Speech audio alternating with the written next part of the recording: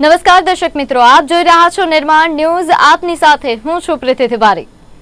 શિવને પ્રિય રાત્રિ એટલે કે શિવરાત્રિ, ભગવાન ભોળાનાથ ને ભજવાનો મહા ઉત્સવ એટલે આ મહાશિવરાત્રિ કે જેની ઉજવણી હાલ દેશભરમાં થઈ રહી છે. તમામ દેશભરમાં શિવ ભક્તો ખૂબ જ ઉત્સાહ સાથે આજના દિવસની ઉજવણી કરી રહ્યા છે. પરંતુ આજના દિવસનું વિશેષ શું મહત્વ છે? આ દિવસની યોગ્ય ઉજવણી આપણે કઈ રીતે કરી શકીએ તેના વિશે આજે આપને માહિતી આપવી છે અને આ બધી માહિતી આપવા માટે આપણી સાથે જોડાયા છે જાણીતા એવા જ્યોતિષાચાર્ય ભદ્રેશભાઈ દવે. ભદ્રેશભાઈ, નિર્માણ ન્યૂઝ પર આપનું સ્વાગત છે. નમસ્કાર. સૌપ્રથમ તો નિર્માણ ન્યૂઝના માધ્યમથી આજ સુપ્રસંગ મહાશિવરાત્રી પર્વની ખૂબ ખૂબ શુભેચ્છા. જી, આપને પણ આજના આ પર્વની ખૂબ ખૂબ શુભકામનાઓ. હર હર મહાદેવ. હર હર મહાદેવ. ભદ્રેશભાઈ, આપણે અન્ય વિષયો પર ચર્ચા કરીએ પહેલા જે લોકોને નથી ખ્યાલ કે મહાશિવરાત્રીનો આ પર્વ એનું મહત્વ શું છે, શા માટે મહાશિવરાત્રી પર્વની ઉજવણી આટલા ઉત્સાહ સાથે આપણા દેશમાં થાય છે તે જણાવશો.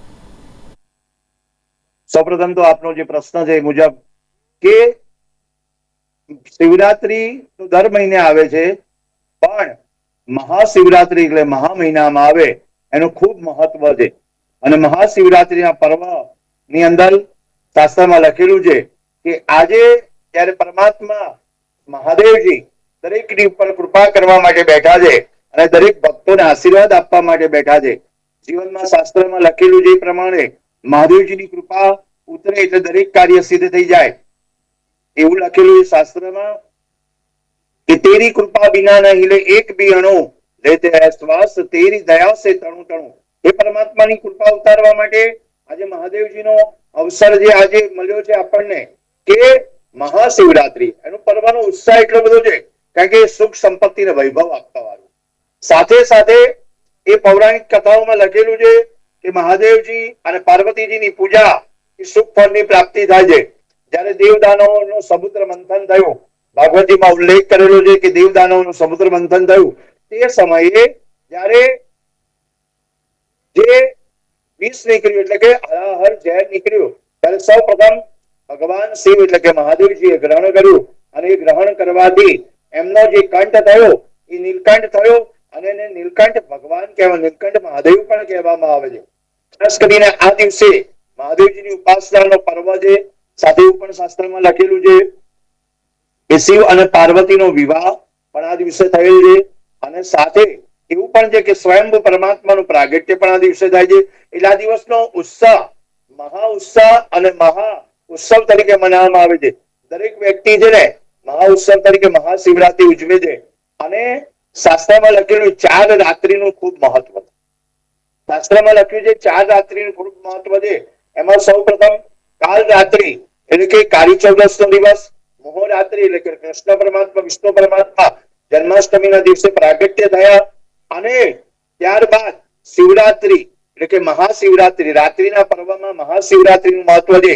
એ મહાશિવરાત્રીના પર્વમાં ભગવાનની આરાધના ઉપાસના કરવામાં આવે. અને ચોથા નંબરમાં કીધેલું છે હોળીનું મહત્વ છે એટલે કે દારૂણા. એ 4 દિવસે જો દેવની શક્તિ અને આરાધના કરવામાં આવે તો ખૂબ ફલદાયી લાભદાયી મળે છે અને જીવનમાં દરેક પ્રકારની શાંતિ લખેલી છે. અને શાસ્ત્રમાં લખ્યું છે શિવ સમાન દાતા નહીં વિપત વિધારણ હાર, લજ્જા મોરી રખ્યો નંદી કે અસવાર. એટલે ભગવાનની ખૂબ કૃપા ઉતરે છે.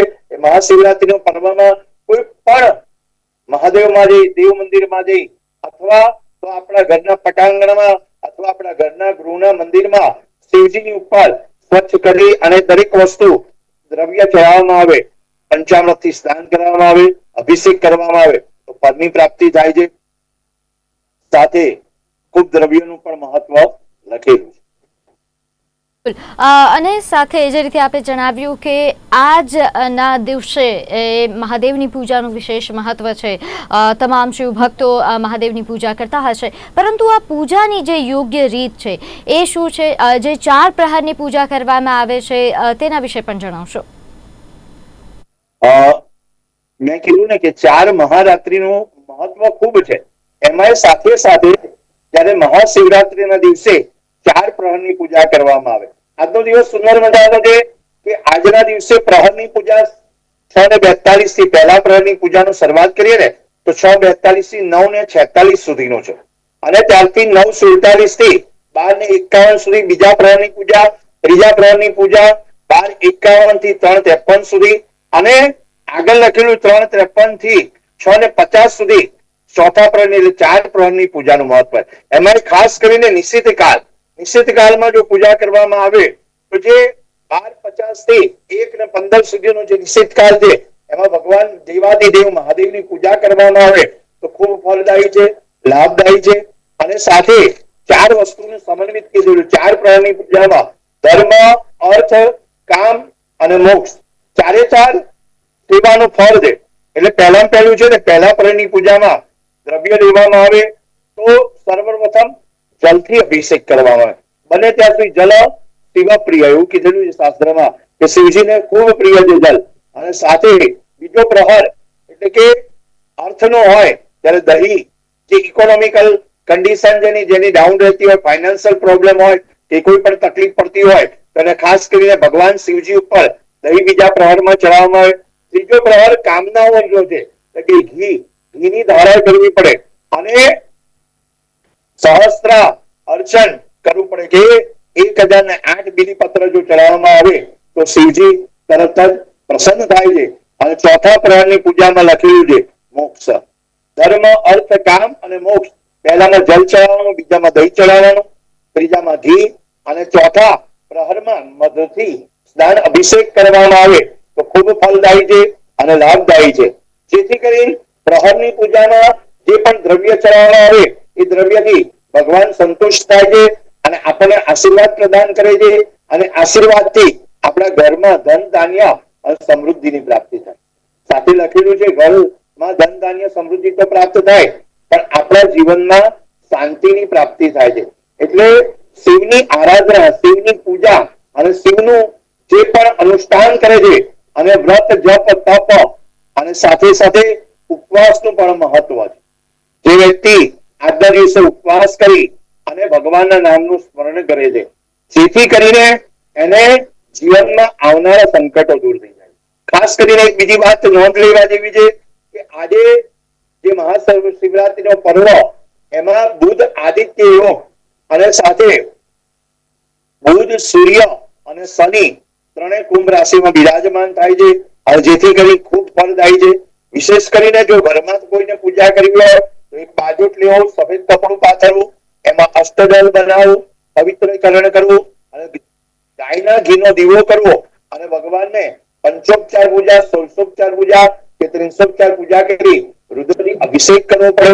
રુદ્રી દ્વારા અભિષેક કરવામાં આવે અને પરમાત્માનો પ્રાર્થના કરવામાં આવે. કોઈ પણ વ્યક્તિ જ્યારે પૂજા કરવા માટે બેસે ત્યારે આસન નિશ્ચિત કરીને બેસે, પૂર્વ દિશા અથવા ઉત્તર દિશામાં મુખ રાખી અને ત્યાર પછી પૂજાનો પ્રારંભ કરે. દરેક પેલું હું સમજાવું છું. સાથે સાથે 3 વખત આચમન કરી અને પૂજાનો પ્રારંભ કરવો એ પણ અગત્યનું છે. ખાસ કરીને રુદ્રાક્ષની માળા ધારણ કરવી પડે. ધારો કે ભસ્મ ગ્રહણ કરી શકે તો ભસ્મ પણ ધારણ કરી શકાય છે. સાથે ભસ્મને અને રુદ્રાક્ષની માળા ધારણ કરી અને શિવજીની ઉપાસના કરવામાં આવે અને આરાધના કરવામાં આવે તો ખૂબ ફળદાયી છે. એટલે આપણે જ્યારે પણ વિચારીએ ને શિવની પૂજા કરવી હોય ત્યારે ભસ્મ ધારણ કરવી પડે. રુદ્રાક્ષનું મહત્વ છે અને સાથે સાથે પંચાક્ષર મંત્ર એટલે ઓમ નમઃ શિવાયનો જપ કરવાથી પણ ફળની પ્રાપ્તિ થાય છે. શાસ્ત્રમાં લખેલું છે કે મૃત્યુંજય મહાદેવ ત્રાહિમામ શરણાગતમ જન્મ મૃત્યુ જરા વ્યાધિ પીડિતમ બંધનેહી. એટલે કે કર્મના બંધનોમાંથી મોક્ષદાયી થાય છે અને કર્મના બંધનમાંથી મુક્તિ મળે છે. એટલે જ લખેલું છે કે ભગવાનની કૃપા ઉતરે છે અને કૃપા ઉતરવાથી જીવનમાં શાંતિની પ્રાપ્તિ કરાવડાવે છે. ખૂબ મહત્વ રહેલું.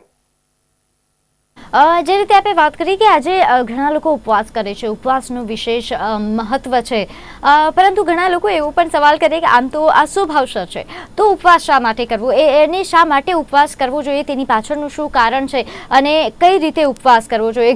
કારણ કે આપણે ત્યાં ઘણા લોકો ઉપવાસ કરે છે પરંતુ પછી ઘણું બધું ખાઈ પણ લેતા હોય છે. તો ઉપવાસ કઈ રીતે કરવો જોઈએ, ઉપવાસ દરમિયાન કયા તત્વોનું સેવન પણ કરી શકાય? બહુ મહત્વનો પ્રશ્ન છે. ઉપવાસની વ્યાખ્યા જેમ થાય ઉપવત્તા એટલે ભગવાનની સમીપ જવું. ભગવાન શિવની આરાધના કરતા હોય તો તમારે ઉપવાસ કરવો અગત્યનો છે. કારણ કે એ રાત્રિનું મહત્વ, એક તો જન્માષ્ટમીના દિવસે તમારે ઉપવાસ કરવો અગત્યનો છે અને સાથે સાથે મહાશિવરાત્રીના દિવસે પણ ઉપવાસ કરવો અગત્યનો છે. કારણ કે ઉપવાસ કરવાથી તમારે ભોજન ઘટે અને ભજન વધી જાય છે. જેટલું તમારું ભોજન ઘટશે પરમાત્મા નામ સ્મરણ વધારે કરાશે, વધારે આપણે ઈચ્છા થશે કે જેટલું જપ થાય તપ થાય અને એનાથી આપણા જીવનમાં સુખાકારી પ્રાપ્ત થાય છે. ઉપવાસ છે ને ખાસ કરીને ફલાહાર કરીને કરવું પડે. આપણે વ્યક્તિત્વ રીતે કરીએ તો ફલાહાર એટલે ફળની જે આપણે સંખ્યા લઈને થોડું ફળ લઈએ અથવા તો ફ્રૂટનો જ્યુસ અથવા ફ્રૂટ લઈને પણ ઉપવાસ કરી શકાય. અને કોઈ પણ તામસી પ્રકૃતિ, આમ તો ખબર જ છે બધાને કે જયારે આપણે ઉપવાસ કરતા હોય ત્યારે તામસી દ્રવ્ય લેતા નથી. તો સાથે ઉપવાસ કરવા માટે સર્વપ્રથમ ફલાહારનો આગ્રહ રાખો અને સાથે દૂધ ઉપર રાખવું, એટલે કે દૂધ પીને પણ આપણે ઉપવાસ કરી શકાય છે. સાથે એવું પણ લખેલું છે કે તમારે ઉપવાસ રાખવા માટે સવારથી સાંજ સુધી અને બીજા દિવસે પારણા કરવા પડે. આવતીકાલે ધારો કે 6:56 પછી પારણા કરવા પડે, ભગવાનને હાર વગેરે ધરાવવું પડે, ભગવાનને ખીર ધરાવવી પડે અને પછી ઉપવાસ છોડવો પડે. જે સમય સૂર્યોદયથી પ્રારંભ કરી બીજા દિવસે સૂર્યોદય સુધી ભગવાનના નામનું સ્મરણ કરીએ અને ઉપવાસ કરવો જોઈએ. ઉપવાસથી આરાધના વધે છે. આરાધના વધવાથી તમારા શિવની કૃપા ઉતરે છે અને જે શિવની કૃપા ઉતરે એનાથી જીવન સાર્થક થાય છે. ફરી ફરી જન્મ લેવો પડતો નથી. શાસ્ત્રમાં લખેલું છે કે શિવે ભક્તિ, શિવે ભક્તિ, શિવે ભક્તિ, ભવે ભવે, ભવે ભક્તિ, ભવે ભક્તિ, ભવે ભક્તિ સદા શિવે. એટલે શિવજીની કૃપા ઉતરે છે એટલે ઉપવાસ કરવો પણ એ અગત્યનું છે અને ઉપવાસથી જીવનમાં સાર્થક પરિણામ. ભોજન જેટલું ઘટશે એટલું પરમાત્માનું નામ સ્મરણ થશે અને સાથે સાથે પંચાક્ષર મંત્રનો જપ કરી અને આજના દિવસે વિશેષતઃ જ્યારે પંચામૃતથી સ્નાન કરવામાં શાસ્ત્રમાં લખેલું છે દૂધ, દહીં, ઘી, મધ અને સાકર એ પાંચે દ્રવ્ય ભેગા કર્યા વિના એ અલગ અલગ દ્રવ્ય દ્વારા એ ભગવાન શિવને અર્પણ કરવામાં આવે અને શિવને અર્પણ કરી અને એક જ ભાવ હોય છે કે પરમાત્મા તમારો રાજીપો પ્રાપ્ત થાય. એટલે દૂધ હંમેશા સફેદ કલર છે એટલે પ્રગતિકારક આપે છે. દહીં એ સ્થિરતાનું પ્રતીક આપે છે, સ્થિરતાની પ્રાપ્તિ કરાવડાવે છે. ઘી એ પણ આપણે જયારે કોઈ પણ કાર્ય કરતા હોય દૂધ, દહીં અને ઘીનો પણ સમન્વય થાય એટલે સાથે મધ લેવામાં આવે અને મધની પણ કાર્યક્ષેત્ર વધે છે અને છેલ્લે સાકર લેવામાં આવે છે. સાકરનું જલ અર્પણ કરવામાં આવે. શેરડીનો રસ ચડાવવામાં આવે. શેરડીનો રસ ચડાવી અને દ્રવ્યથી અભિષેક કરવામાં આવે તો ઘરમાં ધન સંપત્તિની પ્રાપ્તિ થાય છે અને સુખાકારી રહે છે. સાથે સાથે કાળા તલ અને સફેદ તલ બંને મિશ્રિત કરી અને અર્પણ કરવામાં આવે. ત્યાં પછી એકલા કાળા તલ જો ભગવાન શિવજીને અર્પણ કરવામાં આવે તો તમારા જીવનમાં કોઈ પણ પ્રકારનો રોગ રહેતો નથી. જેટલું બને એટલું દ્રવ્ય અર્પણ કરીએ. ત્યાર પછી કીધેલું ધતુરો પણ અર્પણ કરવામાં આવે અને સાથે સાથે બિલીપત્ર, એક બિલીપત્ર પણ પરમાત્માને અર્પણ કરવામાં આવે, 21 બિલીપત્ર અને સાથે ભગવાનના નામનું સ્મરણ.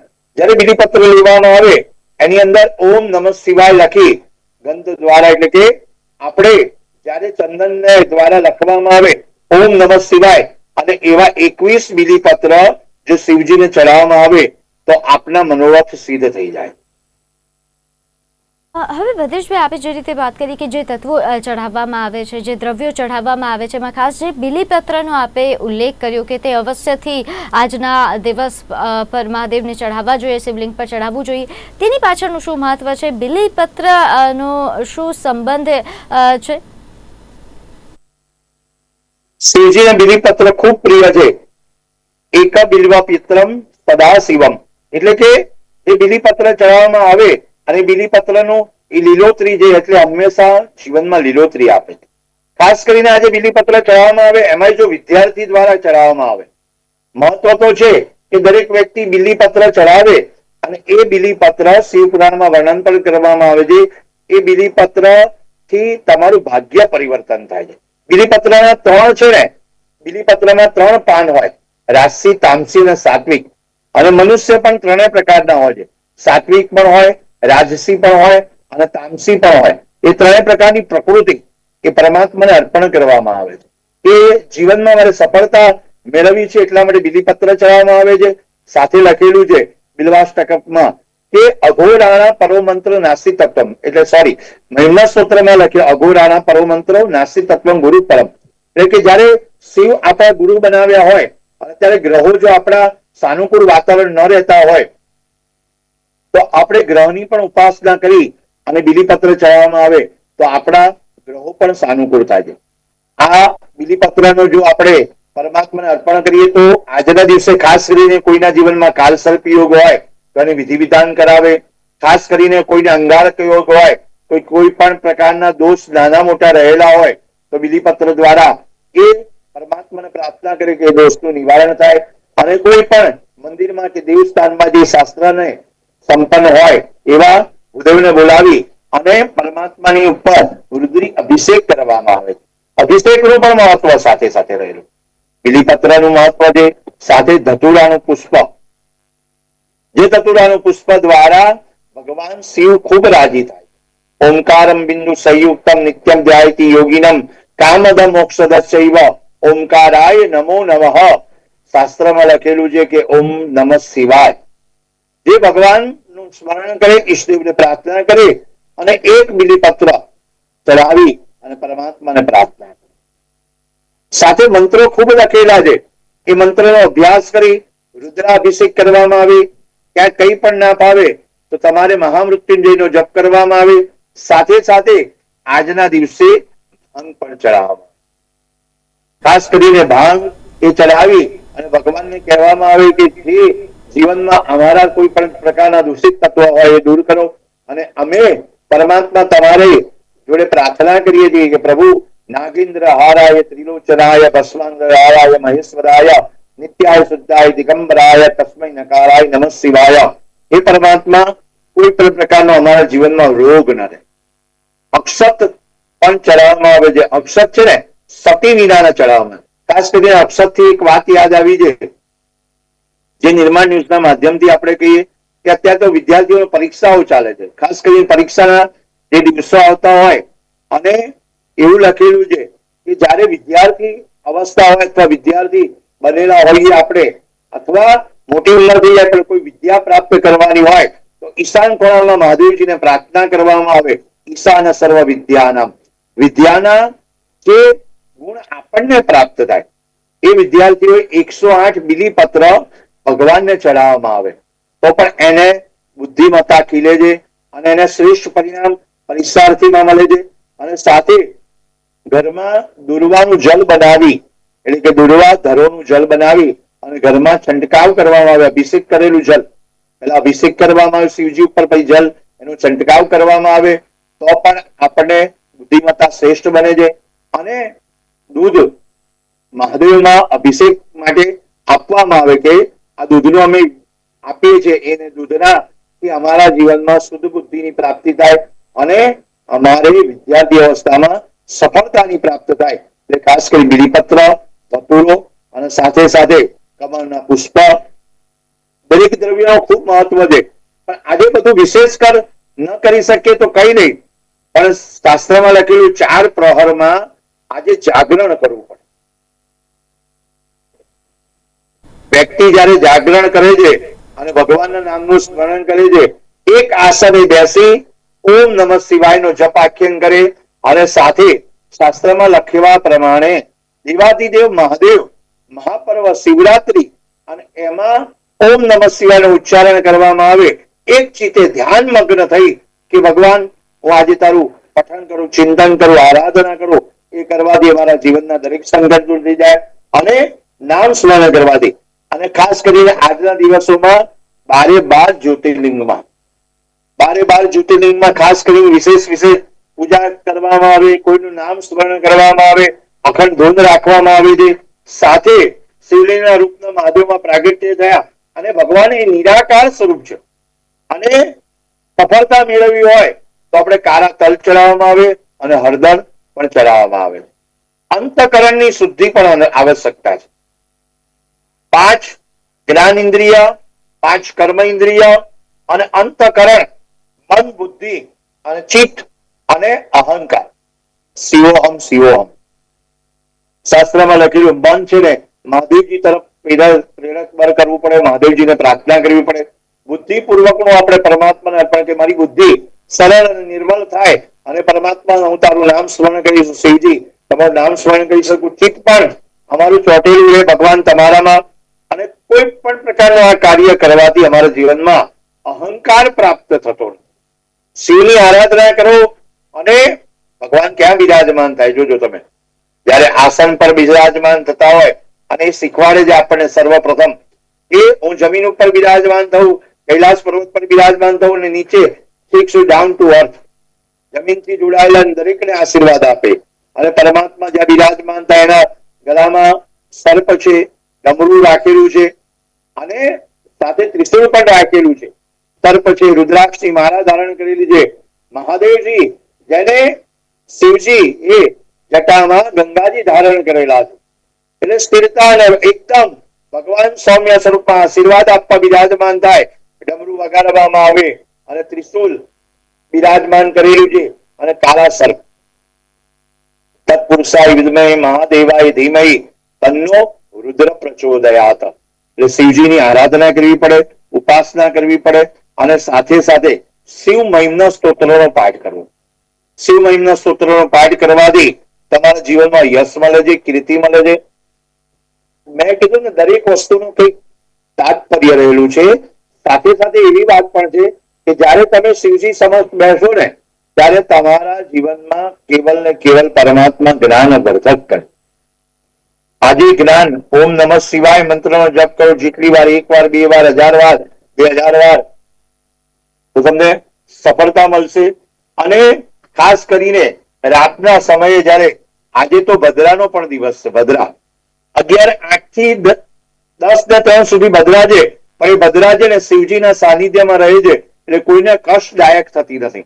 એટલે ભગવાન એમ કહે છે જયારે પણ કોઈ મારા શરણમાં આવી જાય ત્યારે હું એને તારી દઉં છું. ભક્તોએ કીધેલું છે કે હું તો એકલ પંથ પ્રવાસી છતાં આત્મા કેમ ઉદાસી. જયારે ભક્તો છે ને શિવ સાનિધ્યમાં જતો હોય, શિવનો મહિમા કરે, શિવની પૂજા કરે, શિવની આરાધના કરે ત્યારે એને ફળ અવશ્ય પ્રાપ્ત થાય. જે રીતે આપે પહેલા જણાવ્યું કે આજે વિદ્યાર્થીઓએ ખાસ પૂજા કરવી જોઈએ, કારણ કે ગુજરાતમાં તો વિદ્યાર્થીઓની બોર્ડની પરીક્ષાઓ પણ શરૂ થઈ રહી છે. આ ઉપરાંત કયા ભક્તોએ સૌથી વધારે આજના દિવસે મહાદેવની આરાધના કરવાની જરૂર છે? કયા લોકો આજે મહાદેવની આરાધના કરવી જ જોઈએ અથવા તો કોઈ મંત્રોચ્ચાર તો કરવો જ જોઈએ? ખાસ કરીને ભોલેનાથ એવું કહેવામાં આવે છે, પશુપતિનાથ કહેવામાં આવે છે. ભક્તોએ ખાસ કરીને જયારે દ્રવ્યમાં અર્પણ કરવાનું હોય તો એક વસ્તુ જે આગે બુધવાર છે એક મગ પણ ચડાવવામાં આવે. ખાસ કરીને વિદ્યાર્થીઓ માટે અને દરેક ભક્તો માટે બુધવારના દિવસે ખાસ કરીને શિવજીની ઉપર મગ ચડાવવામાં આવે અને સાથે લીલું નારિયેળ જેનું જલથી અભિષેક કરવામાં આવે.